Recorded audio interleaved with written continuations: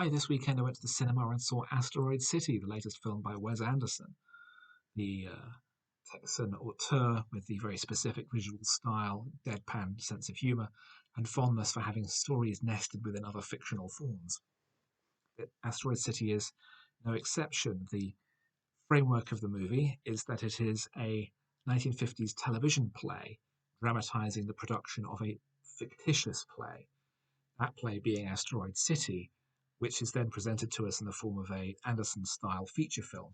So we have several levels of fiction going on, rather like the Grand Budapest Hotel, which is about the memoir of a writer who spoke to a hotel employee, now owner, who then tells the main body of the movie. Asteroid City itself is the story of the eponymous hamlet, somewhere in the middle of nowhere in the desert in America, which has a small diner, a garage, a tiny motor lodge, and an asteroid crater, and is playing host to a junior stargazers convention for the next generation of great American inventors. However, when the various attendees and families and other hangers-on are assembled for a show on their first evening, an alien arrives and steals the meteorite.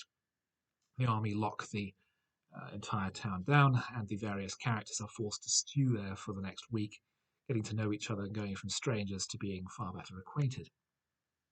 It has a huge cast: Jason Schwartzman, Scarlett Johansson, Tom Hanks, Jeffrey Wright, right down Matt Dillon, Hope Davis, who else?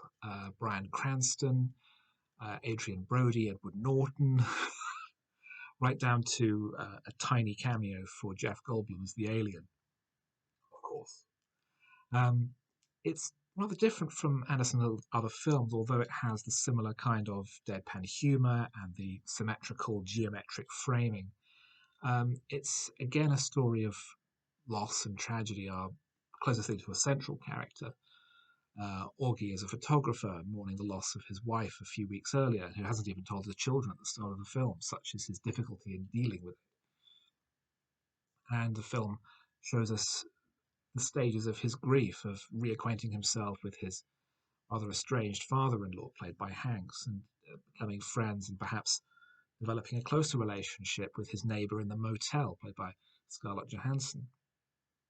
It's a charming and engaging and funny film, but the multiple layers of the story, I think, create an overcomplication that I struggle to get to grips with.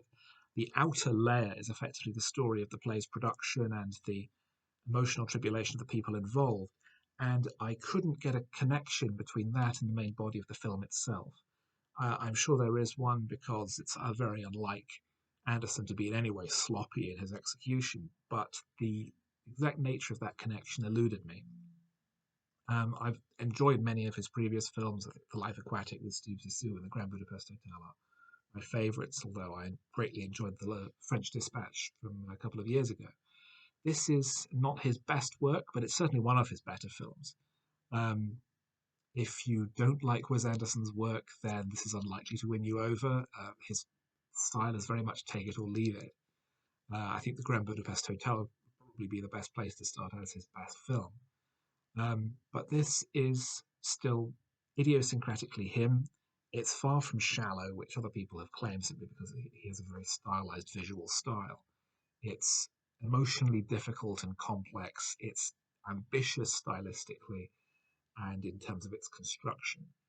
I liked it a lot, but I wish that I'd liked it a bit more.